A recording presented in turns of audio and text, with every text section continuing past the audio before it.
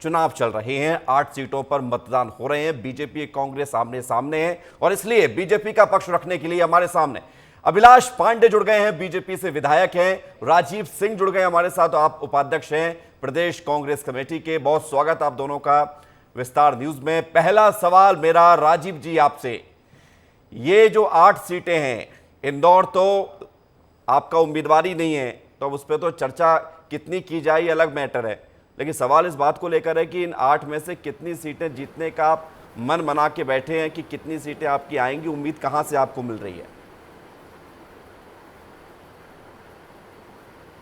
देखिए, सीटें तो सारी जीतेंगे हम लोग, क्योंकि जिस तरह से जो इंदौर की घटना हुई है, ज़बरदस्ती प्रभाव दे के, दबाव दे के जिस तरह से इंदौर के कैंडिडेट का पार्टी बदलवाई है, ये पूरे मालवा डिवीज़न की जनता ने देखा है।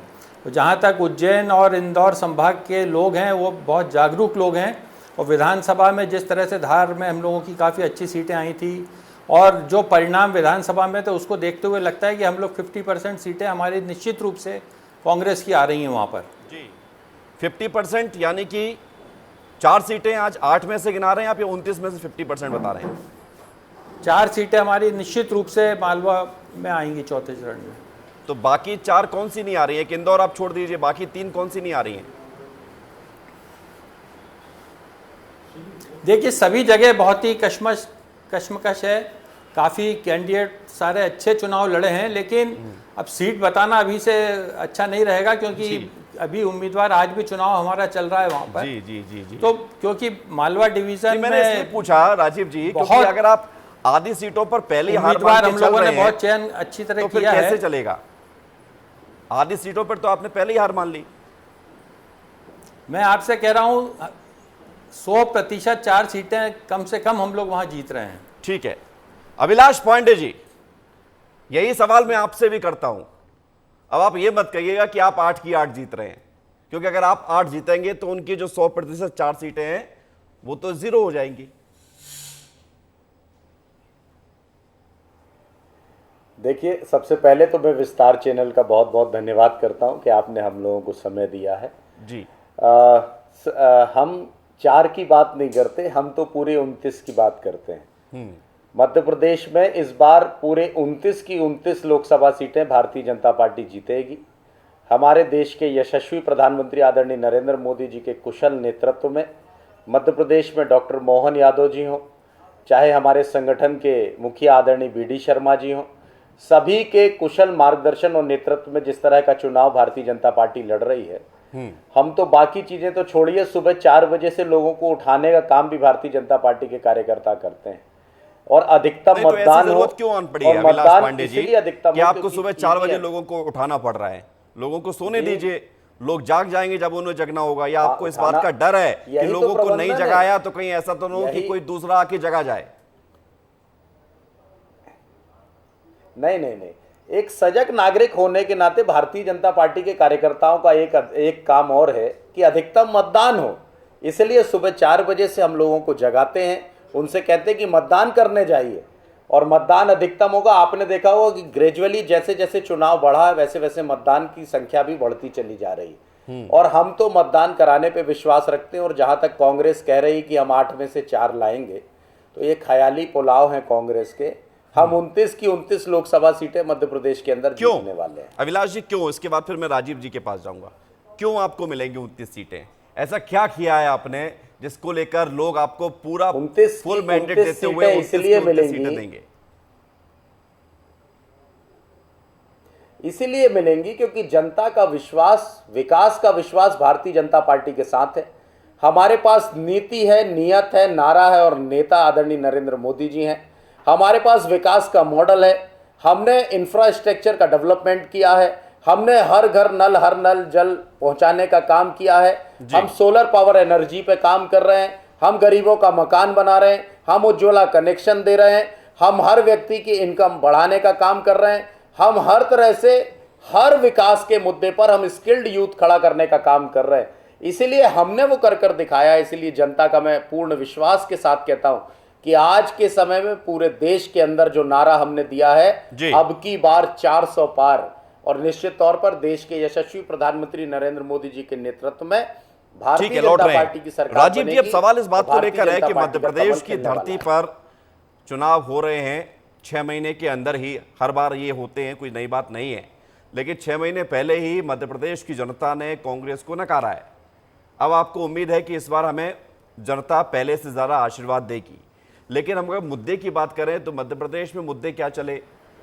जीतू पटवारी की विवादित बयान सामने आए, 2 दिन पहले कांतिलाल भूरिया का बयान सामने आया। ये इस तरह के विवादों में पड़ना ज़रूरी था आपको लगता है, या ये सब चीज़ें ऐसी हो गई जिसको लेकर कोई ज़रूरत नहीं थी ये सब कहने की, या इससे मुद्दे भटकाने वाली बातें थी सारी?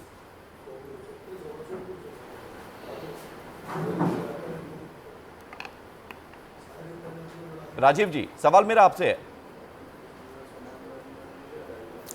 जी राजीव जी, देखिए, सवाल जहाँ मेरा तक जी जीतू पटवारी जी या आपने कांतिलाल भूरिया का जिक्र करा, जी टंग स्लिप हुई थी और उस पर दोनों का स्पष्टीकरण आ गया था। जी जहाँ तक मध्य प्रदेश की जनता का सवाल है, मध्य प्रदेश की जनता इनसे जानना चाहती है कि जो वादे इन्होंने विधानसभा चुनाव के पहले बढ़ चढ़ के करे थे, 3,000 रुपये देने की बात करी थी, वो नहीं दिए महिलाओं को। 450 रुपये में सिलेंडर देने की बात करी थी, वो इन्होंने नहीं दिया। बेरोजगारी बढ़ती जा रही है, महंगाई बढ़ती जा रही है, तो किस मुद्दे पे ये जनता के सामने जा रहे हैं कि हमें वोट दीजिए? मोदी जी की गारंटी की बात करते हैं। मोदी जी की गारंटी अगर उनका जीवन देखें तो उन्होंने सारी गारंटियां आज तक जिसको दी हैं वो सब फेल हुई हैं। तो इस तरह से भारतीय जनता पार्टी की मध्य प्रदेश की सरकार एक और बात बताइए, आप चूंकि पार्टी के परेशान है, बेरोजगार परेशान है, छात्र परेशान है। राजीव जी, आप पार्टी के उपाध्यक्ष भी हैं जी। ये सारी जनता जो परेशान है इनको आप साइड में रख दीजिए। आपके ही उम्मीदवार क्यों परेशान हो जाते हैं चुनाव लड़ने से? वो क्यों मैदान छोड़ के चले जाते हैं? क्योंकि आज अगर इंदौर में चुनाव हो रहा है तो आप बगैर अपने उम्मीदवार के यहाँ पर जो है डिफेंड करने के लिए आए, क्योंकि आपका उम्मीदवार इंदौर में नहीं है। ऐसी स्थिति क्यों बन गई? देखिए, निश्चित रूप से सभी ने देखा है किस तरह से दबाव की राजनीति करी गई है। उसके जो उम्मीदवार था उसके ऊपर 307 का मुकदमा दायर कर दिया, उसका जो व्यापार है उस पर उन्होंने उसको नोटिस जारी कर दी है। तो इस तरह की दबाव की राजनीति, पुलिस, पैसा और प्रशासन के दबाव में तो कोई भी साधारण आदमी रहेगा तो वो परेशान होगा सही। राजीव जी, अगर आपके ऊपर दबाव बनाया जाए तो क्या कल आप बीजेपी ज्वाइन कर लेंगे? राजीव जी, अगर आपके ऊपर दबाव बनाया जाए तो क्या आप कल बीजेपी ज्वाइन कर लेंगे? जी बिल्कुल नहीं, असंभव। तो जो रीढ़ की हड्डी आपके पास है वो उन लोगों के पास क्यों नहीं है जो बीजेपी के पास चले जाते हैं? देखिए, चुनाव होता है, प्रजातंत्र में दोनों पक्ष होना चाहिए। चुनाव हो, जीत जाओ, कोई बात नहीं है, लेकिन इस तरह से उम्मीदवारों को हटाने का जो षड्यंत्र भारतीय जनता पार्टी ने इस चुनाव में देश के सामने रखा है वो निंदनीय है। तो राजीव जी, ये निंदा किसके लिए जाहिर कर रहे हैं आप अपने लोगों के लिए निंदा जाहिर करेंगे या बीजेपी के लिए करेंगे? छोड़ के तो आपके अपने जा रहे हैं। मैं लौटूंगा किसी सवाल के साथ। अभिलाष जी बहुत मुस्कुरा रहे हैं।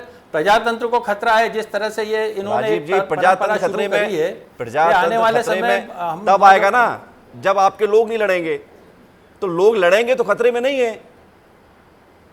प्रजातंत्र क्या है? पक्ष और विपक्ष। देखिए, लोग तो लड़ रहे थे, हमने तो उम्मीदवार खड़ा किया था। ठीक है राजीव जी, लौट रहे हैं आपके। अभिलाष जी, आपकी ये मुस्कुराहट ये बता रही है कि आप जो है इस भाव के साथ इस बात को सुन रहे हैं कि देखिए हमारी पार्टी इस वक्त कितनी मजबूत है और सामने वाली पार्टी असहाय महसूस कर रही है क्योंकि उनके लोगों पर आप दबाव बना रही है। उनका आरोप है सीधे सीधा आपके ऊपर। देखिए विवेक जी, सबसे पहले तो मैं आपको बता दूं कि कांग्रेस के साथ अब लोग खड़ा होना भी पसंद नहीं कर रहे हैं। कांग्रेस की नीति, नियत, नारा और नेता जनता ने नकार दिया है।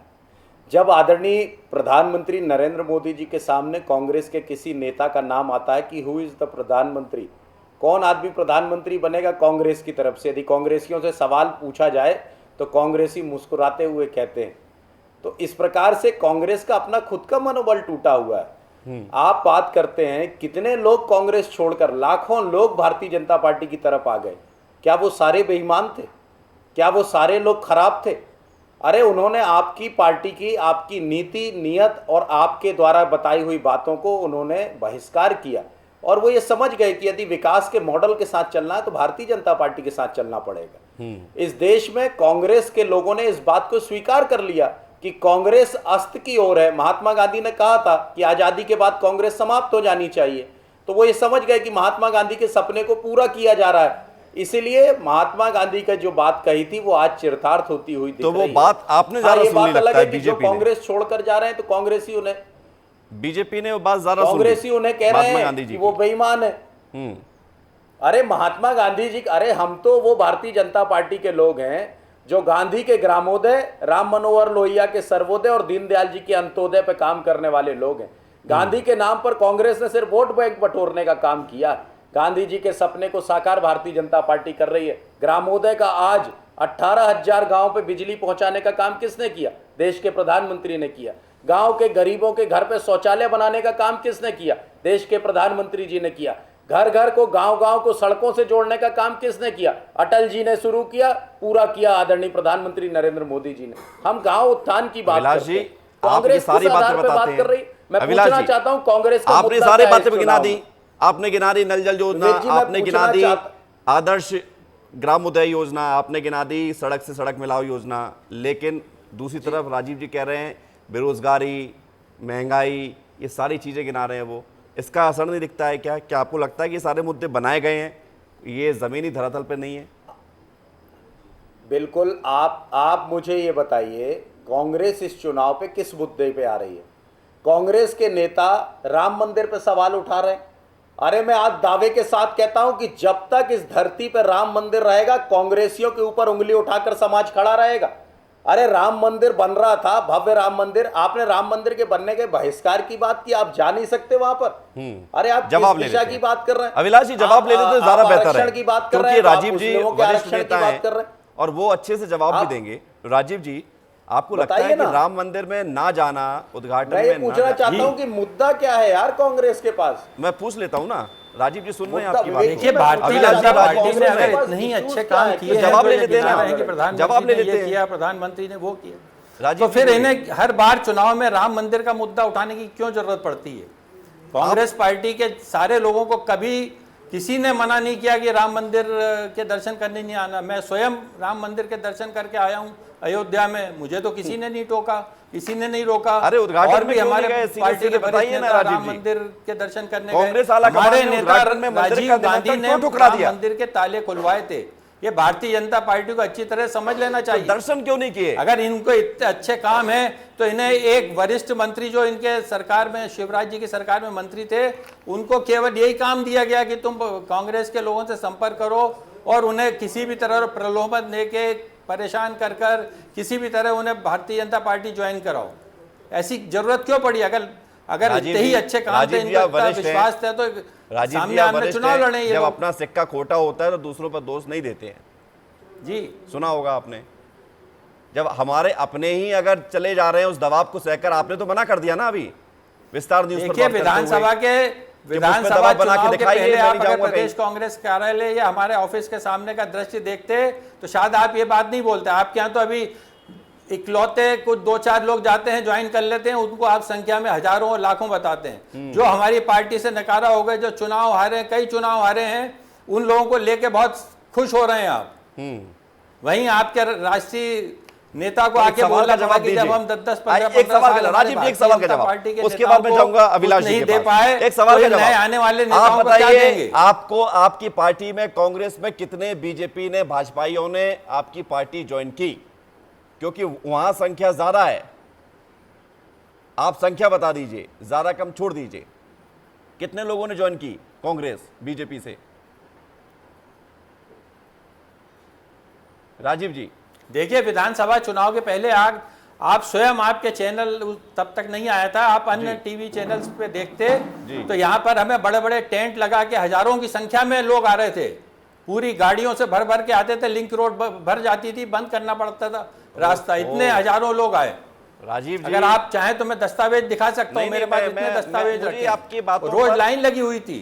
अविश्वास नहीं है, लेकिन अभिलाष पांडे जी, चलिए अब ये थोड़ा सा इसको मुद्दे को बदलते हैं, क्योंकि मुद्दा चुनाव का है। अब कौन कितना बीजेपी कांग्रेस में जा रहा है और किसको कितना फायदा हो रहा है, ये व्यक्ति अपना निजी हित है, उसका मामला है, और अपना भविष्य देखता है कि पार्टी में कहाँ उसका वजूद और ज़्यादा मजबूत हो सकता है।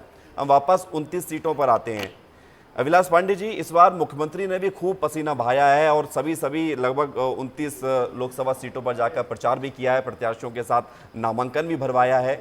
ये इतनी मेहनत, इतना हार्डवर्क प्रत्याशियों के लिए, बीजेपी की इतनी प्लानिंग, एक तरफ आप कहते हैं कि मोदी की गारंटी है, मोदी पर भरोसा है, दूसरी तरफ आप इतना हार्डवर्क करके कांग्रेस को ये दिखाना चाहते हैं कि हम इतने मेहनती हैं।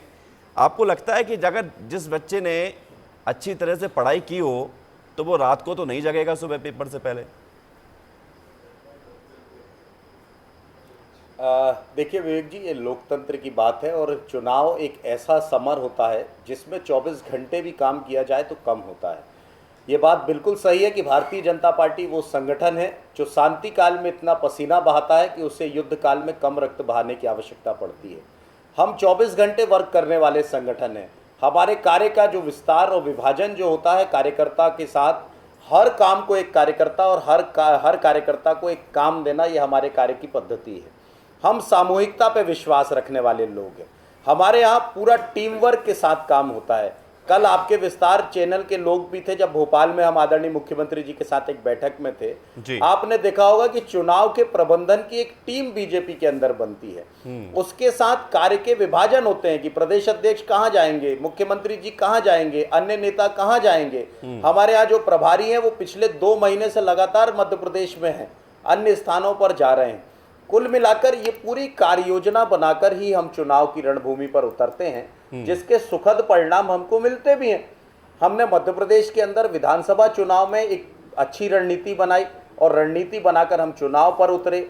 हम मुद्दों के आधार पर राजनीति की बात करते हैं। हम लोकतंत्र के अंदर जवाबदेही की बात करते हैं। इन सारे मुद्दों और दावों और वादों और इरादों के बीच सवाल मेरा ये है कि पहला चरण, दूसरा चरण तो कम वोटिंग परसेंटेज से खलबली पैदा कर गया और लगा कि राजनीतिक दलों को, खासतौर से बीजेपी को, ये क्या हो गया। आनंद फानंद में बैठक भी बुलाई गई। तीसरा चरण संतोषजनक रहा, करीब करीब उतना ही प्रतिशत रहा जितना पिछली बार था। और इस बार का प्रतिशत अगर रिकॉर्ड तोड़ दिया तो अच्छी बात है, क्योंकि पिछला रिकॉर्ड भी बहुत अच्छा है। कई जगहों पर 80% तक वोटिंग हुई है। ये वोटिंग परसेंटेज भी कुछ कहता है क्या? क्योंकि बीजेपी वाले कहते हैं कि कांग्रेस के लोग बाहर नहीं निकले, कांग्रेस वाले कहते हैं कि बीजेपी के लोग बाहर नहीं निकले। 400 पार जो नारा है वो मुश्किल पड़ गया बीजेपी के लिए। देखिए विवेक जी, मैं उसी बात पे आ रहा हूँ। भारतीय जनता पार्टी के कार्यकर्ता निरंतर समाज के बीच में काम कर रहे हैं। जनता के अंदर उत्साह भी है। मध्य प्रदेश के अंदर आप कहीं भी चले जाइए, सभी एक मुखर होकर कहते हैं कि नरेंद्र मोदी जी देश के प्रधानमंत्री बनेंगे, अर्थात हर सीटों पर भारतीय जनता पार्टी जीतेगी। जो वोटिंग परसेंटेज कम आने का जो कारण है, हमने कई जगह पे देखा है कि कांग्रेस के जगह पर पोलिंग एजेंट्स उनके पोलिंग स्टेशंस पे नहीं बैठे। मैं चुनाव के दौरान कुछ लोकसभा सीटों पर था जिस समय मतदान हो रहा था, मैंने देखा कई हमारे यहाँ स्थानों पर ऐसे थे कि जिन स्थानों पर हमें सूचना मिल रही थी कि कांग्रेस के एजेंट तक नहीं बैठ पा रहे, ऐसे भी मतदान केंद्र थे।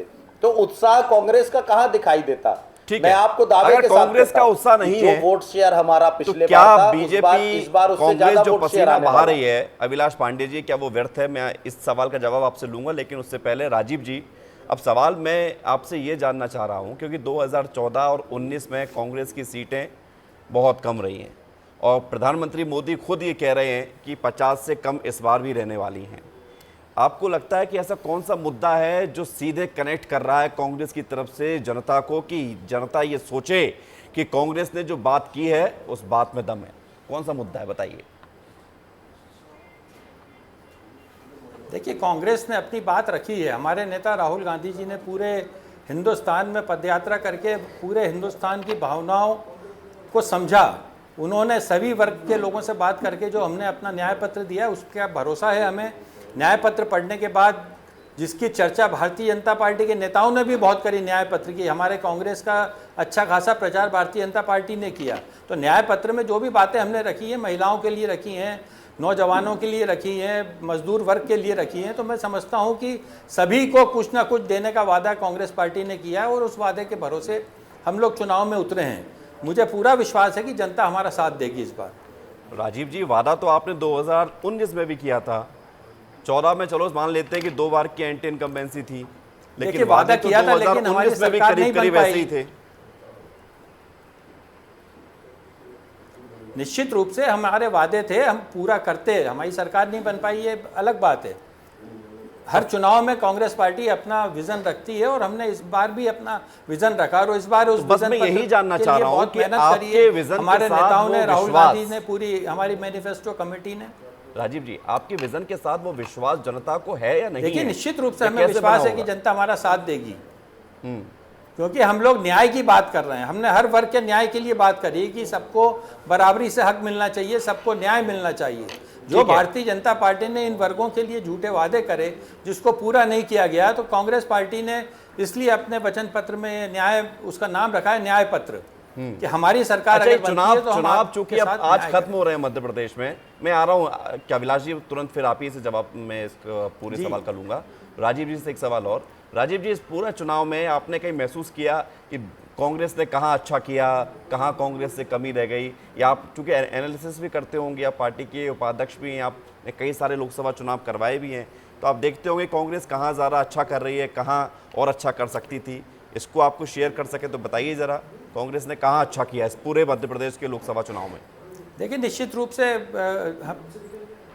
सबसे पहला चरण हमारा जो था विंध्य प्रदेश और उस तरफ था, तो हमारे सभी साथियों ने बहुत अच्छी मेहनत करी। जिस हिसाब से चुनाव कैंडिडेट ने लड़ा है, हम पूरी तरह से संतुष्ट हैं। हमारे तीनों चरण के इसके पहले जो चुनाव हुए हैं, ग्वालियर चंबल संभाग में जो चुनाव हुए हैं, वहाँ से हमें सकारात्मक रिपोर्ट आई है हमारे सारे उम्मीदवारों की। तो उसी के भरोसे हम कह सकते हैं कि इस बार परिणाम निश्चित रूप से हमारे पक्ष में रहेंगे। एक सवाल और, बस एक सवाल, फिर मैं अभिलाष जी के पास जाऊंगा।